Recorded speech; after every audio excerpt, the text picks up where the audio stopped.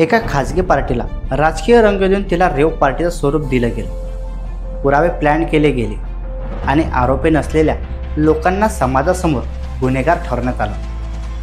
हे गंभीर आरोप आहेत प्रसिद्ध कायदेतज्ञ ॲडव्होकेट असीम सरोदे यांची, माजी मंत्री एकनाथ खडसे यांची जवाई डॉक्टर प्रांजल खेवलकर यांच्या अटकेप्रकरणी त्यांनी पुणे पोलिसांवर केलेल्या आरोपांना राज्याच्या राजकारणात खळबळ उडाली आहे। या प्रकरणी पोलिसांनी व्यक्तीच्या खाजगी जीवनाच्या हक्काचे उल्लंघन केले आहे असा दावा करत सरोदे यांनी हे प्रकरण उच्च न्यायालयात जाण्याची शक्यता वर्तवली आहे। नमस्कार मंडळी, मी दीपक इटनारे आणि आपण पाहतात विदर्भ लाईव्ह। चॅनलवर आपण नवीन असाल तर सबस्क्राईब करायला विसरू नका।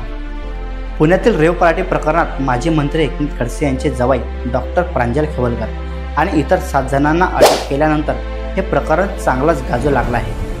या संपूर्ण प्रकरणामध्ये राजकीय सूडभावना दिसून येत आणि पोलिसांनी खाजगी पार्टीला मुद्दाम रेव पार्टीचं स्वरूप दिले असा आरोप ॲडव्होकेट असीम सरोदे यांनी केला आहे। सरोदे यांनी स्पष्ट सांगितले की घरामध्ये बसून बियर किंवा दारू पिणं हा काही गुन्हा नाही, पण पोलिसांनी या प्रकरणाला रेव पार्टीसारखा दाखवलं। एवढंच नाही तर 2 ग्रॅम कोकेन सापडल्याचा दावा करूनही पुरावा प्लॅन करून तो 7 मिलीग्रॅमपर्यंत वाढवल्याची शंका आहे, जेणेकरून अटक झालेल्या लोकांना बेल मिळू नये।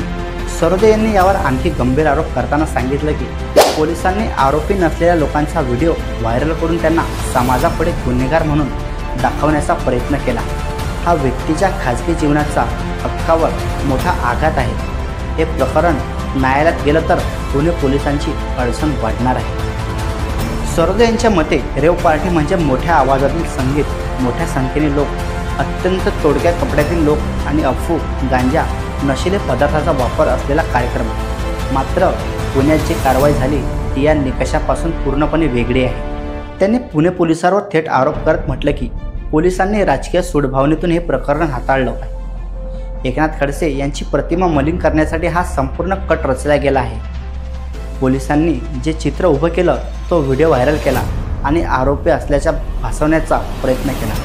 या प्रकरणी आता उच्च न्यायालयीन लढाई होण्याची शक्यता आहे। सरोदे यांनी स्पष्ट केले की न्यायालयात येण्यापूर्वीच व्हिडिओ व्हायरल करणं ही मोठी चूक आहे आणि ही चूक पोलिसांना भोगणार आहे। राजकीय पोलिसिंग थांबलं पाहिजे।